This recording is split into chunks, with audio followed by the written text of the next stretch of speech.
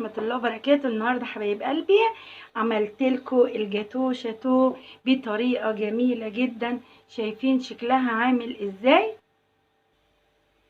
شايفين شكلها عامل ازاي؟ بجد حاجة كده اخر حلاوة واخر لذاذة. شايفين عاملة ازاي؟ تحفة بجد. تعالوا اوريكم احنا عملناها ازاي بمكونات بسيطة جدا متوفرة في كل بيت. عشان اعمل احلى جاتو شاتو 2 كوباية من الطحين، 2 كوباية من اللبن، 2 كوباية من الزيت، 2 كوباية من الكاكاو، 2 كوباية من السكر، 4 بيض، كبسة من الملح، معلقة صغيرة من الفاني أو الفانيليا، معلقة من النسكافيه أو القهوة سريعة الذوبان. عندي كمان الشيف أو البيكنج باودر. دي كل المكونات اللي موجودة ومتوفرة عندك. ممكن تقدري تعملي نص الكمية زي ما انت عايزة. هضيف الحليب في الخلاط.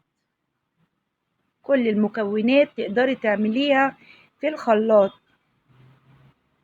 او تعمليها بمضرب البيض. هضيف على الحليب السكر، طريقة جميلة. هضيف الزيت. كل المكونات فوق بعضها مش هتاخد منك اي وقت. دلوقتي هضيف كمان الكاكاو، هضيف النسكافيه او القهوة سريعة الذوبان، وهخلطهم في الخلاط لغاية ما يندمجوا ويعملوا لنا صوص جميل. هضيف عليهم الزيت لان الزيت هو اللي هيربط المكونات عشان يتكون صوص الشوكليت الجميل. الصوص ده ممكن تستعمليه في جاتو، في اي حاجة ممكن تقدري تعمليها وتحتفظي بيه. صوص جميل جدا وهيعجبك. ممكن تعملي طبعا الشوكليت باللبن على النار. لكن شايفين الصوص ربط معانا من غير نشا، من غير شوكولاتة، من غير اي حاجة. انا اخدت كوباية وهشيل منها على جنب كده.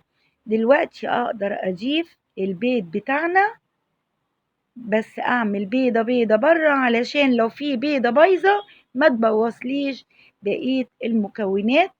احنا قلنا كل كوباية سكر عليها كوباية زيت، عليها 2 بيضة، عليها كوباية من الطحين، عليها كوباية الا ربع من من الكاكاو عشان تعملي نص الكمية.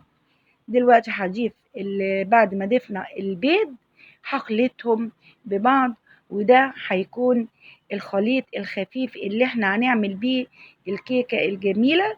ضفنا عليها الملح كده، الخليط بتاعنا اندمج.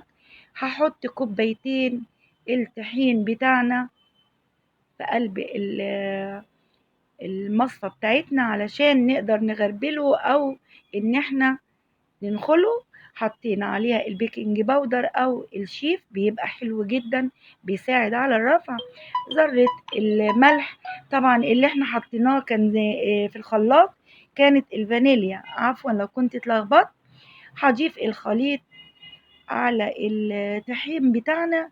شايفين جميل جدا، ده القوام اللي احنا عايزينه، جميلة جدا. هجيب دلوقتي الطاجن بتاعنا، انا هدهنه بالزيت او اي مادة دهنية، وهضيف الخليط. طبعا واحنا شغالين البوتاجاز انا مشغلة الفرن على درجة حرارة 180، يعني لازم الفرن بتاعك يكون سخن من وانتي بتشتغلي. هخبطها 3 خبطات وهدخلها حالا على الفرن، ولما تطلع نشوف شكلها بقى عامل ازاي. كده بعد ما طلعناها شايفين بسم الله ما شاء الله. هخرمها زي ما انتوا شايفين كده. هاجي بقى لكوباية الصوص اللي انا حيشاها واحطها كده.